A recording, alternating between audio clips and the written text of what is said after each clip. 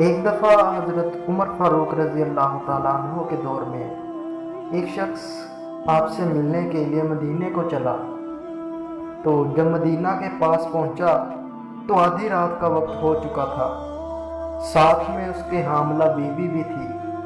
تو اس نے مدینے کی حدود کے پاس ہی خیمہ لگا لیا اور صبح ہونے کا انتظار کرنے لگا۔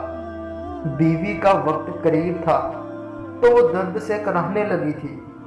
جب حضرت عمر فاروق رضی اللہ تعالیٰ عنہ اپنے روز کے گشت پر تھے اور ساتھ میں ایک غلام بھی تھا، جب آپ نے دیکھا کہ دور شہر کی حدود سے آگ جل رہی ہے اور خیمہ لگا ہوا ہے، تو آپ نے غلام کو بھیجا کہ پتہ کرو کون ہے۔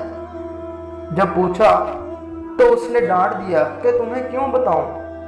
آپ گئے اور پوچھا تو آپ کو بھی نہیں بتایا۔ آپ نے کہا کہ اندر سے کراہنے کی آواز آتی ہے، کوئی درد سے چیخ رہا ہے، بتاؤ بات کیا ہے۔ تو اس شخص نے بتایا کہ میں امیر المومنین حضرت عمر فاروق سے ملنے آیا ہوں، میں غریب ہوں، رات زیادہ ہے تو خیمہ لگا لیا اور صبح ہونے کا انتظار کر رہا ہوں۔ بیوی امید سے ہے اور وقت قریب آن پہنچا ہے، تو آپ جلدی سے پلٹ کر جانے لگے اور کہا کہ ٹھہرو میں آتا ہوں۔ آپ اپنے گھر گئے اور فوراً اپنی زوجہ سے مخاطب ہوئے اور کہا کہ اگر تمہیں بہت بڑا اجر مل رہا ہو تو لے لو گی۔ زوجہ نے کہا کیوں نہیں۔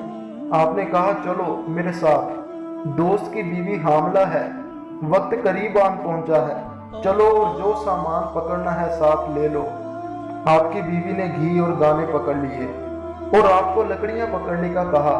آپ نے لکڑیاں اپنے اوپر لاد لیں۔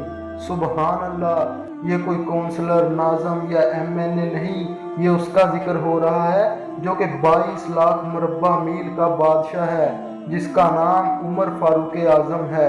جب وہ لوگ وہاں پہنچے تو فوراً کام میں لگ گئے۔ وہ شخص ایسے حکم چلاتا جیسے آپ شہر کے کوئی چوکیدار یا غلام ہیں۔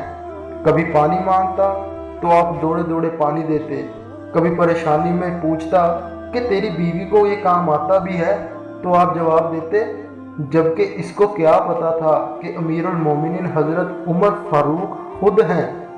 جب اندر بچے کی ولادت ہوئی تو آپ کی زوجہ نے آواز لگائی، یا امیر المومنین بیٹا ہوا ہے۔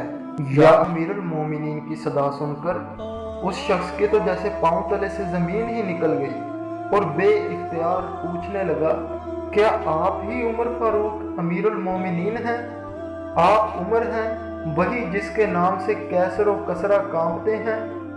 وہی عمر ہیں آپ جس کے بارے میں حضرت علی رضی اللہ تعالیٰ عنہ نے کہا کہ آپ کے لیے دعا کرتا ہوں، اور جس کو رسول اللہ صلی اللہ علیہ وآلہ وسلم نے دعا مانگ کر اسلام کے لیے مانگا، وہی عمر ہیں آپ؟ تو آپ نے کہا ہاں ہاں میں ہی ہوں۔ اس نے کہا ایک غریب کی بیوی کے کام کاج میں آپ کی بیوی خاتون اول لگی ہوئی ہیں، اور دھوئیں کے پاس آپ نے اپنی داڑھی لپیٹ کر اور میری خدمت کرتے رہے۔